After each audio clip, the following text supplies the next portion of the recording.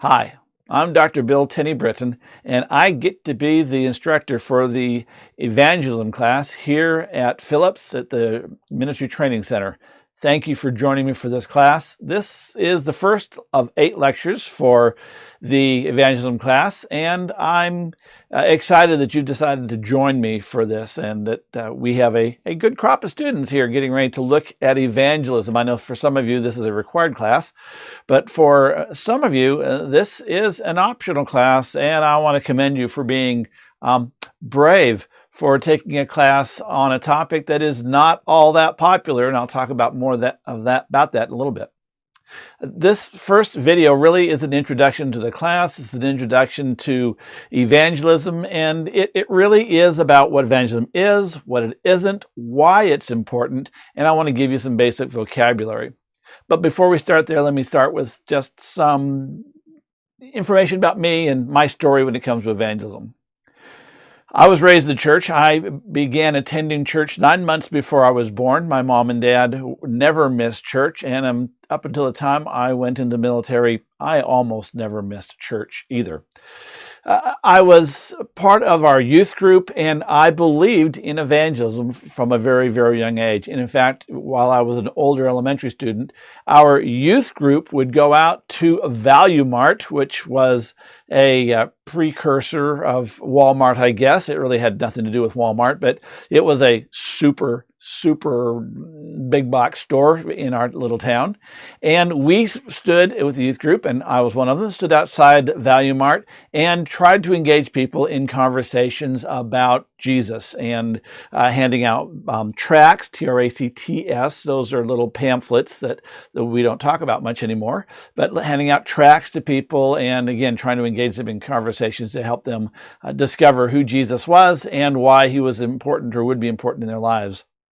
When I was in middle school, I was so committed to evangelism that I took a number of books with me to every single class. This is before electronic books, obviously.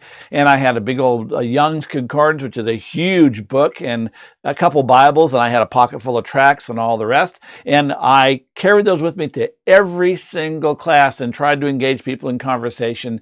And they began calling me Rev even back then. And to be fair, I probably did more to discredit the gospel than I did to credit it. And I don't know that I had very many conversions, if any, back then. I can remember being on a bus one time, not a school bus, a bus across the state, and I was sitting next to a young lady, and I turned to her when she just got sat down, and I looked at her and I said, with all the sincerity of a high school student, I said, "Do you know Jesus?" And she looked at me, rolled her eyes, looked out the window and said, "Oh God." And that was the end of that conversation. I have made a lot of mistakes, and I have to do a lot to make up for my earlier missteps, misadventures in evangelism. However, I kept at it, and by the 1980s, I was not too bad at evangelism. I went to preacher school in the 80s, and while I was there, I had the opportunity to help be a part of a church start in Dothan, Alabama. I was the one who knocked on the doors. I'd knock on the door and ask them if they died tonight, do they know for sure they'd go to heaven? And regardless of what their answer was, I had a witty response. And pretty soon, most of the time, I got invited to the home. And within 20 to 30 minutes, we'd be on our knees accepting Jesus as Savior. And pretty soon, we had a thriving church. After that, my wife and I started a series of churches literally from coast to coast. And by 1992, I was teaching evangelism to lots of people, helping them to know what it takes to share the faith with people in their context, which is what we're going to be sharing today. And by the way, don't worry about that knocking on the door stuff. We're not going to be teaching you how to do that. One of the realities and one of the reasons why I'm so committed to evangelism is in the United States, or anywhere in the world for that matter, we are only one generation from extinction if the church doesn't engage in effective evangelism. You know, if no church bothered to share their faith, if you didn't share your faith with your children or your grandchildren, and everyone stopped doing that, we're one generation and the church would be all gone. Christianity would be all gone. So For me, it's incredibly important because I happen to believe that the church is God's way of reaching people for his son.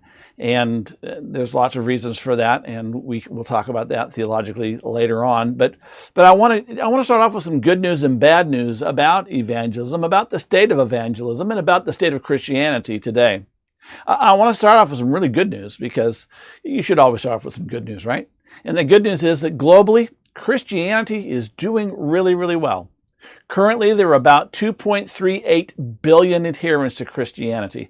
There's 2.38 billion Christians. We are the largest religious group in the whole world by almost 500 million. Islam is second, and we are growing. And to the point of, well, since 2010, we've gained about 212 million Christians worldwide. That it works out to 58,000 new Christians every single day, or about 2,400 new conversions, people who were not Christians who are now Christians every hour. That's amazing when you think about it, that Christianity is doing so well, and it's doing very well in Islamic countries in particular. I know that sounds crazy, but it's actually happening.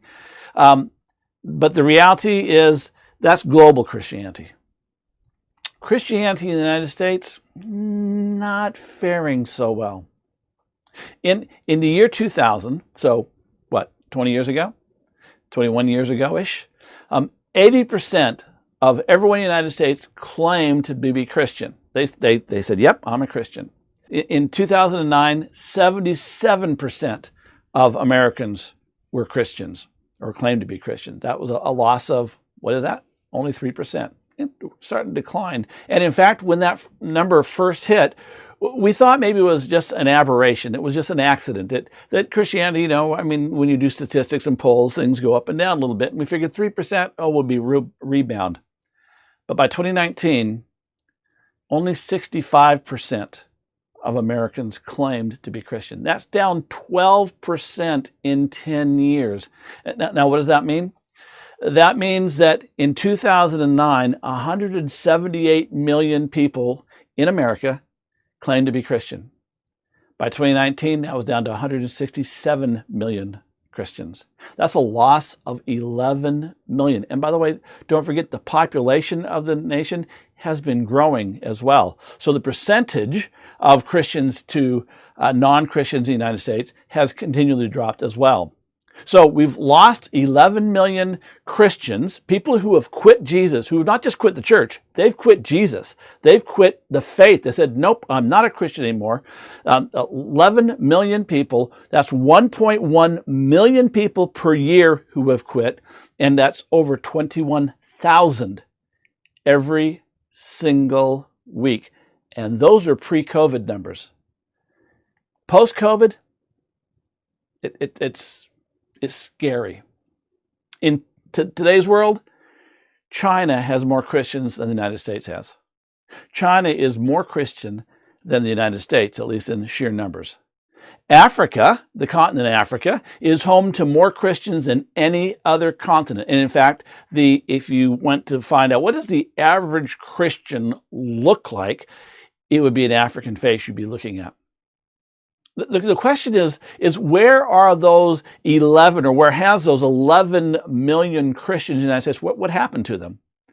Well, some of them have become atheists. In 2009, and for decades before that, only about 2% of our population claimed to be atheist. Today, that number is 4%. In 2009, 3% of Americans claim to be agnostic. They just don't know. They're not sure. I don't know. There might be a God. Maybe. I'm not sure. Today, that number is 5%. But the fastest growing number, the place where most of our people who are formerly Christians, who are now like, yeah, no, they're called the nones. They're the religiously unaffiliated. They say, yep, I don't believe any of it. It's not that I don't believe in God. It's just I'm not a Christian. I'm not Islam. I'm not Buddhist. I'm not any of those things. I'm none. In fact, that is what Gallup began calling them. They're the nones. And currently, 22.8% of Americans claim to be none. In 1970, I know we're going back some time now, but in 1970, that was only 6% of the population. It's almost 23% now, and it continues to rise. Of those who are becoming nuns, the fastest growing groups are the millennials and Generation Z. Both of those have 38% of them claim no religious affiliation whatsoever. 38% of each group says, yeah, no, none of it. I don't buy any of it. Now, you need to know, in general, of those 11 million people, almost none of those have joined another religion. In fact, the only religion that seems to be growing significantly, and even that's sort of statistically, is sometimes called those who are spiritual but not religious, and sometimes they define themselves as being pagans. And they've only grown by 1%, which is still 2.5 million people. But they're not growing really fast. And no one's, it's not no one, but very few are leaving Christianity to become Buddhist, or leaving Christianity to become Islam, or they're just leaving Christianity. They're leaving Jesus, washing their hands of it, saying, yeah, I'm done. None of those statistics, none of them, though, take into account the whole COVID crisis that we're currently in the midst of as I tape this. In COVID, and this is just for the United States, it's changes globally, and real research has not really even started yet about the COVID crisis and the effect it's had on the church. But right now we know this. About 1/3 of people who were formerly active Christians have stopped attending church, either online or otherwise. They've just washed their hands. A whole third of the Christians in America who were actively involved in church have washed their hands, says, I'm done, I'm walking away, I'm finished, I'm not. And they're saying, by and large, they're not coming back. We'll see how that is, but I know, and the statistics have shown that those churches that have gone back to in-person worship, most of them are seeing less than half and more around 1/3 of their former attendance. They're just saying, yeah, it's not safe yet to go back. And so people have not gone back. But 1/3 of active Christians have said, we're done. And they're not doing online. They're not doing anything at all. Of that 1/3, the reality is that 50% of all millennials and presumably Gen Z, they've stopped attending online services or otherwise. They've just said, yep, we're done. We know that the statistics are showing that most churches have lost approximately 25% of their members to other online churches. They've said, yeah, you're good, but hey, how do I compete with, Craig Groeschel or Joel Osteen or Rick Warren or, all these name preachers? And it's not like it's a drive across town. You go click, click, click, click, click, and you are there live and in person in Atlanta, Georgia, New York City, Dallas, Fort Worth, wherever. During this COVID crisis, evangelism has ground to a standstill. The number of baptisms in the United States has plummeted. People are not changing their religion. They're not becoming Christians and running to the church to get baptized or whatever. Even though this crisis has probably opened up the greatest opportunity of all time. In fact, almost every church today, and most churches have gone online now, they have the opportunity to reach the whole world. But most churches aren't even trying to do evangelism or to reach out through their through their online experience, because they're so worried about hanging on to their members and doing church for their members that whatever else is out there is like, yeah, whatever. We are missing, in my opinion, the greatest opportunity the church has ever had since probably the first century.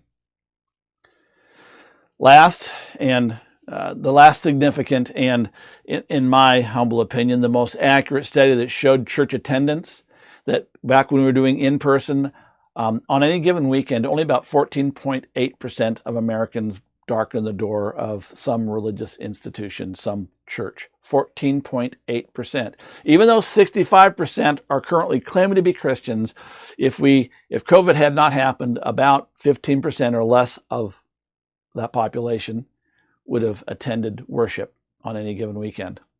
And during COVID, again, that number has plummeted. And yes, you can say, well, look, my Facebook says that I had a reach of 600 people. I promise you, if you go down and look at your average, who was watching live during that time, it gets really depressing for almost every church.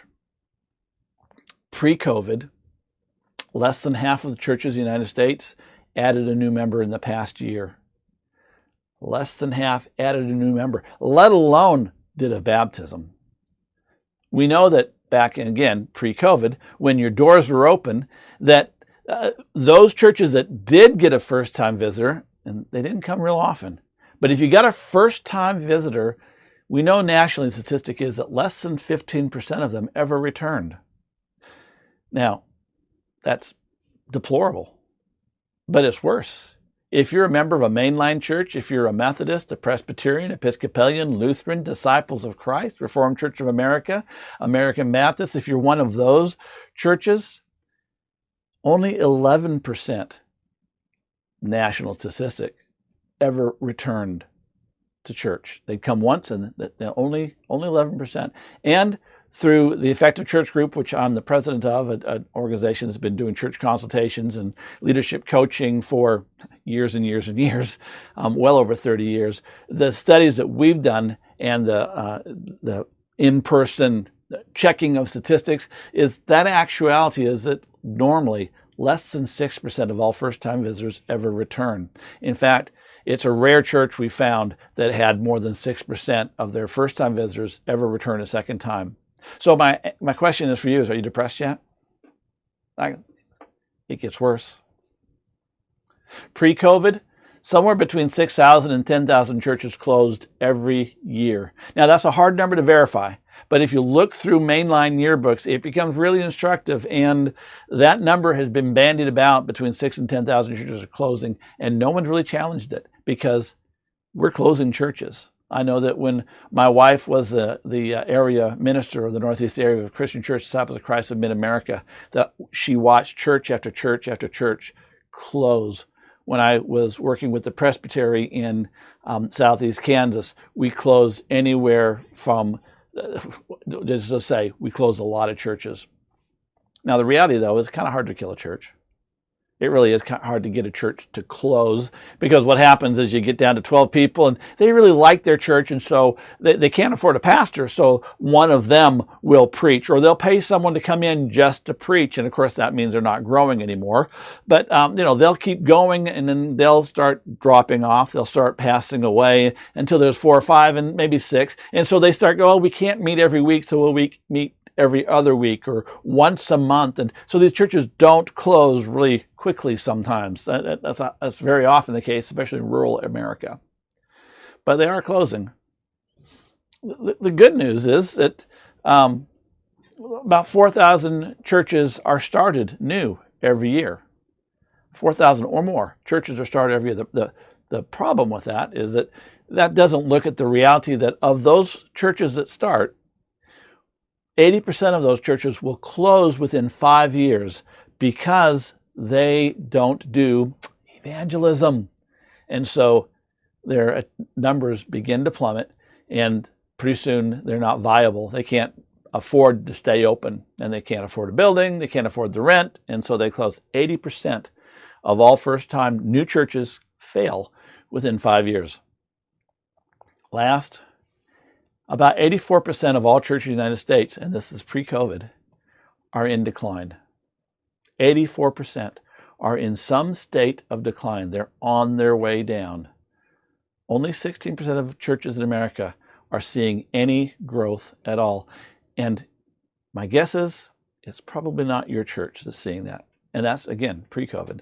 Post-COVID, really hard to find anyone that's growing. But here's the really bad news as far as I'm concerned. You would think that churches would look at these statistics, they would look at where they were 10 years ago in attendance, where they are now, they would look at the number of baptisms they're not doing, and you would think churches would be clamoring, lining up to be in this course, to read evangelism books, to buy DVDs, to take any sort of educational continuing ed to learn how to do evangelism, but that is not the case. In fact, when I went to when I wrote Hitchhiker's Guide to Evangelism, I went to Chalice Press, the publisher, and they said, we're going to publish this book, but you need to know there is no market. There is no market for an evangelism book. We're going to publish it because it's an important book, they said, but there's no market. And I got news for you. They're right. It's not a bestseller. It's not even hardly a seller. In fact, the majority of people who buy the Hitchhiker's Guide to Evangelism book are you, the students. Very few people are buying evangelism books. They don't buy DVDs. They don't go to seminars. They don't go to webinars. Why? Why don't we do evangelism? Why don't we study evangelism? Why aren't we putting this into practice? Well, there's a number of reasons. The number one reported reason, though, is that there's a fear of rejection. We are afraid, or we say we're afraid that, we're going to, embarrass someone, or they're going to say no, or they're going to, get mad or ugly, slam the door in our face, whatever. I don't buy that that's the first reason. It's the first excuse, but it's not the first reason. This is, in my humble opinion, and I've been doing this for a long time, but you can weigh this up. The number one reason why we don't evangelism is because it's a cultural taboo. We live in a nation where we celebrate the freedom of religion. But that freedom of religion, the freedom to worship however and to participate in whatever religion you want to, that has moved away from freedom of religion to freedom from religion. In other words, you don't have to participate. We're not encouraging you to participate. In fact, we don't even want to bring it up. We've embraced this understanding, including in the church, that faith, that your personal religious beliefs are personal and they're private. They don't belong in the social sector.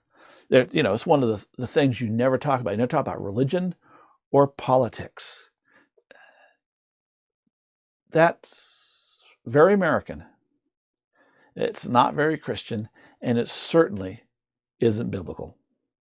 Jesus and the early church were both very, very clear that religion isn't a personal and private matter, that your faith is a matter of dire urgency and should be out there talking about it. And your faith is important enough that if you claim to be Christian, that others are supposed to hold you accountable for your beliefs.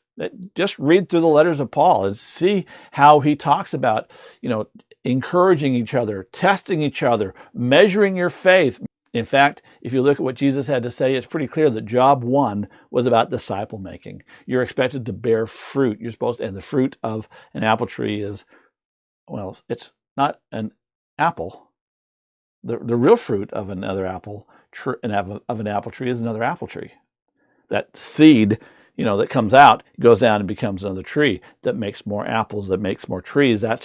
That's how multiplication works. And biblically, scripturally, from Jesus' mouth, our top priority is about making disciples. And yes, making disciples includes being better disciples, being more faithful, being more loving to one another, and etc. But that first step in discipleship is evangelism. You got to start there. But we live in a live and let live culture. It's like this. If you're happy with your religion or your non-religion, it's okay.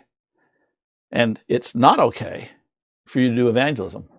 It's not okay for someone to come to you and say, you're wrong, or your faith is out of whack, or whatever. However you want to define that. And we're going to talk about what evangelism is and isn't momentarily. But here's the reality is, even in the church, we have some banned words, some words that we can't use or don't get uncomfortable using. Conversion.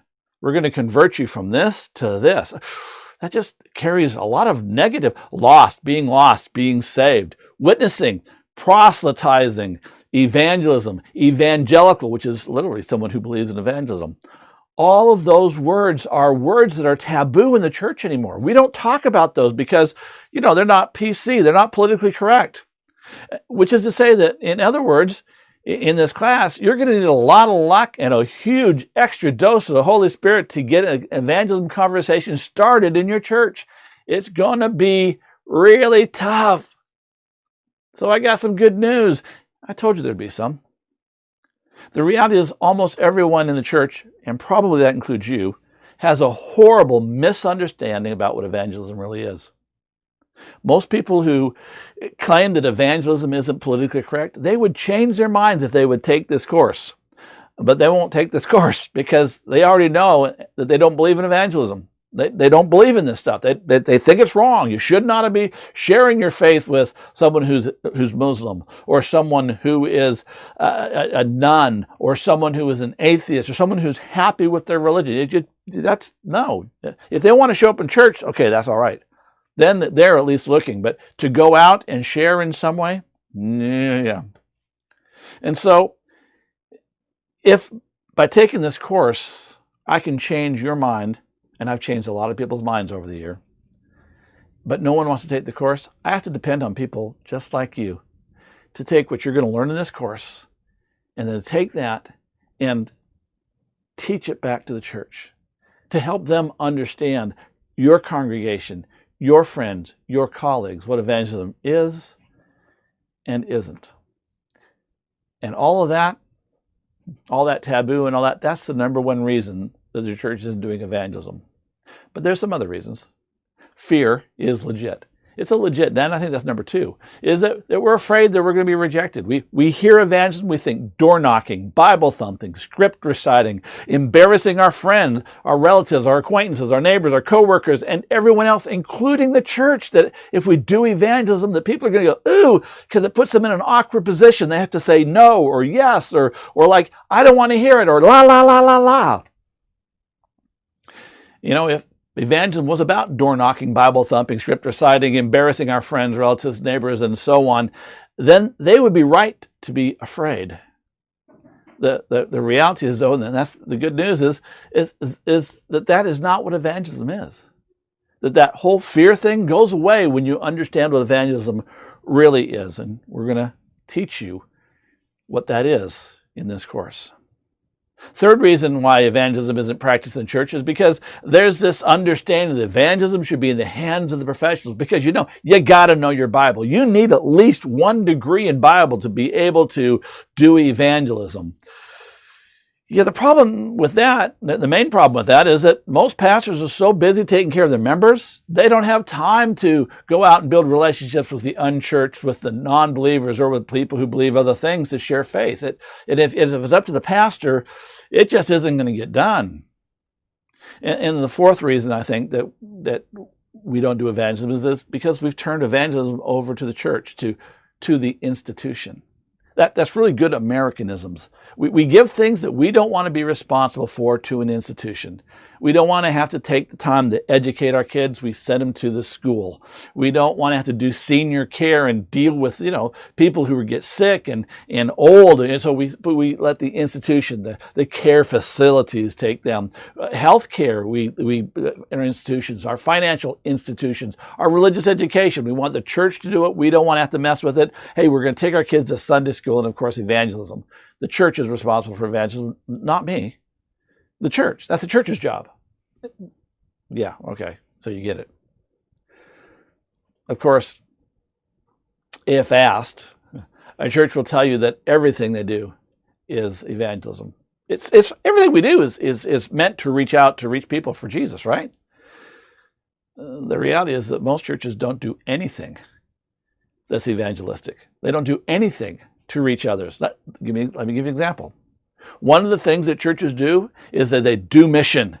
And they go and do some good things. Like, for instance, when we're doing in-person school, almost every church, the majority of churches, a whole lot of churches, they gather up pencils and paper and notebooks and backpacks and all those good things to donate to the school. And they feel so good about it because they are doing mission in Jesus' name. But then what happens? They gather all that stuff up, and someone or a couple someones takes the stuff to the school, and the only person who knows that this stuff came from Jesus or from the church is the school secretary. And then they hand it out to the kids, and the kids have no idea where that stuff comes from. They don't know that Jesus motivated anybody. There's no evangelism going on there. It made you feel good. And yes, it's a good thing. Don't get me wrong. It's a good thing to do that. But evangelism? Yeah, not. That is not evangelism. It doesn't do anything for the church or for the kingdom of God. Another thing we do is we hold big events, like a concert or something, and invite the community to come and be a part of this Christian event. The problem is that the people come, but then so are our members. And what do our members do? They're participants. They're there to watch the concert too. They're not there to be hosts. They're not there to do evangelism. They're there, hey, we help pay for this. We're going to watch this. This is good stuff. Don't ask me to be an usher. Don't ask me to sit with people I don't know. Don't ask me to share the gospel with anyone. For heaven's sakes, don't ask me to be a witness or to proselytize. So these events, these big events that are there to draw people into the church, they draw people in the church building, but they don't draw anyone in the church. Virtually never. And they're actually really more fellowship events, because where do the church people sit? With other church people. The other thing, though, is a lot of our fellowship events, they're really fleecing events. We put on an event, a fish fry or a barbecue or a spaghetti feed, or we sell door-to-door pizzas or whatever, all that so we can make money from our non-churched neighbors. You can justify that by saying, well, the money we make, we're going to give to a good cause, like our youth group. And we have to give to our youth group because almost no one in our church actually tithes. And so we don't have the money to be able to do our ministry to our own people. And so we're going to get the neighbors to pay for it. Yeah, fellowship events are often just fleecing events. None of this is evangelism. And the results that you're having speak for themselves. Your church has probably done all sorts of things in the name of evangelism over the past couple of years. My question to you is, how many of those events brought in one person who said, I want to believe in Jesus Christ. I need to be baptized. I need to begin walking this. Now, I'm not talking about a 4-year-old or a 9-year-old. I'm talking about one of these 22% nuns, people who don't believe, or people who believe something else, who get converted, who say, I was not a Christian and now I am.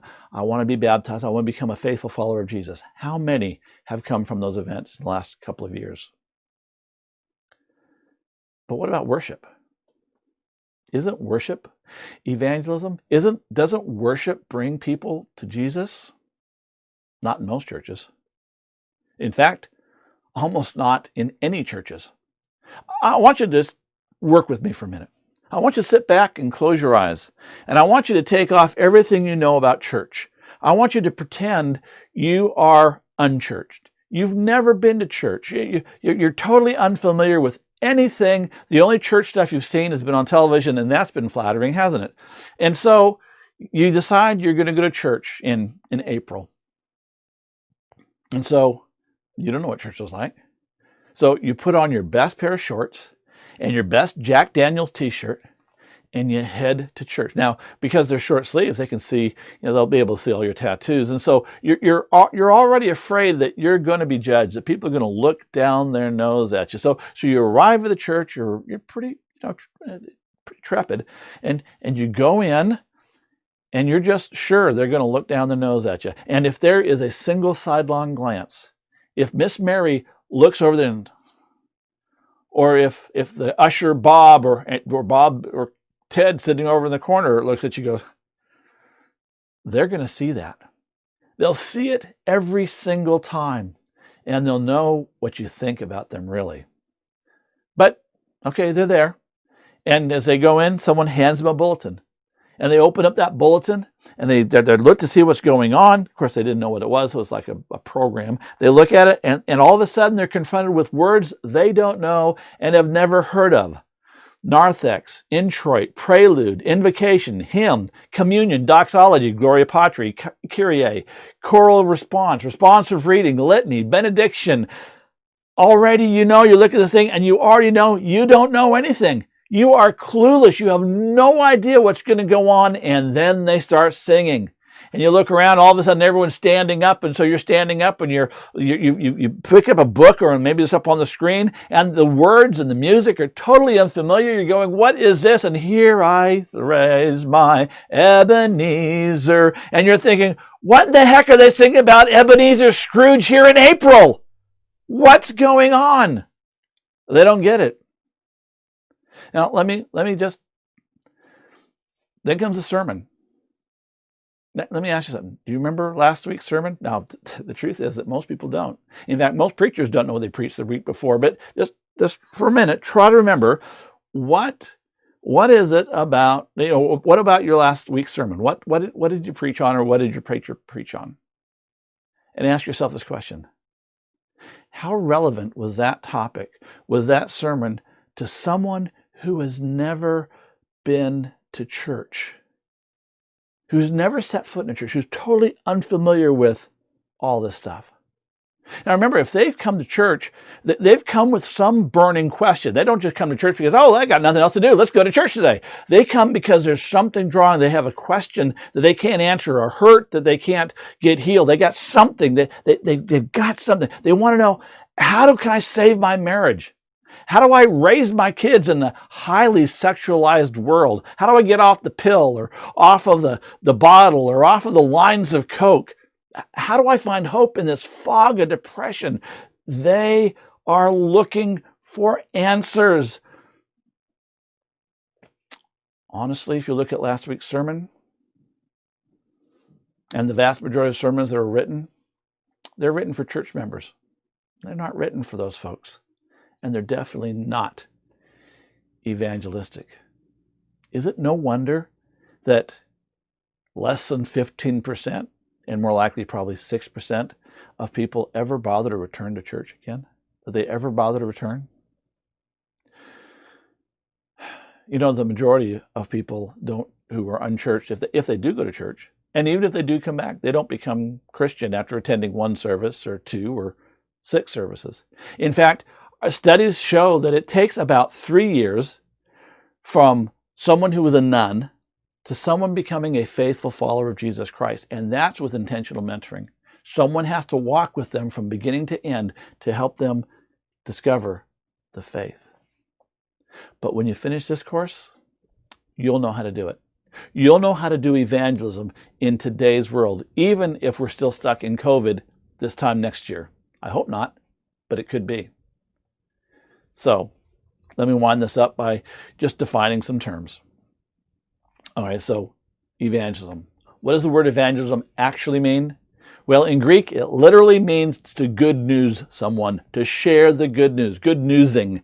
I'm good newsing you. I'm sharing something good. I'm sharing something life-giving. That's what evangelism really is. Which brings me to what it's not. Evangelism is not inviting someone to church.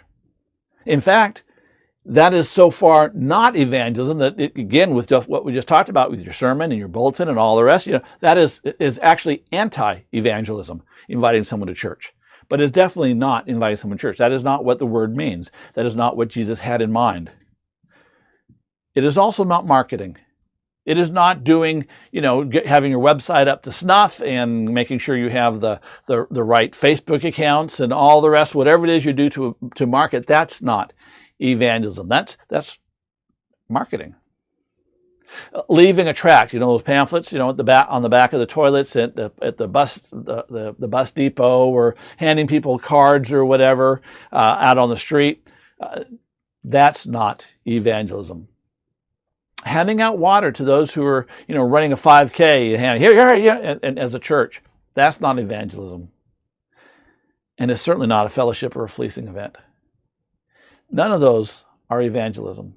Evangelism is sharing the gospel, sharing the good news with somebody. We're going to talk over the rest of this course about what you'll actually be sharing. It's not what you think. Some other terms you need to know is nuns. Once upon a time, that was a new term. You probably know what a nun is, but a nun is someone who is unaffiliated, has no affiliation with any religion whatsoever. They just none. Then there's the duns. The duns are people who used to go to church, used to be engaged in church, but they've quit. Now they still may claim to be Christian, but they don't do church. Then there's unchurched, and when I use the word unchurched, what I mean is anyone who doesn't go to church. They just don't go to church. Whether they're a dun or a nun or someone who belongs to a different religion. Even if they're active there, If they're not going to church, they're unchurched. That's a pretty big umbrella, but that's what unchurched means. And then there's never church, and you'll hear me talk about that. That's someone who has no experience in the church. They've never been. Oh, perhaps they went to a wedding in the church, although most weddings don't take place in church anymore, even pre-COVID. Or maybe they've been to a funeral. Most funerals are no longer done in churches either. But maybe they've gone to a church building for something, but they haven't attended worship. They're unfamiliar with all of it. A never church person has never done church. Well, that's it. That's plenty to chew on. I look forward to the discussion. Don't forget, when it comes to that discussion, that all your responses to my questions, they're due by Thursday at noon. And a couple things, please put your name as a topic of reflection. Don't put question 1 because 47 people put question 1. That doesn't help me. Put your name. And you can do first and last name, just your last name, just your first name, unless we have 7 Bobs. If we have 7 Bobs, then use first, last name. But put your name as the topic, and then paste the question, please, that you're answering at the top of your post. So if you're asking, for instance, what has your church done to practice evangelism over the past couple of years, paste that question there so I can read your answer with that.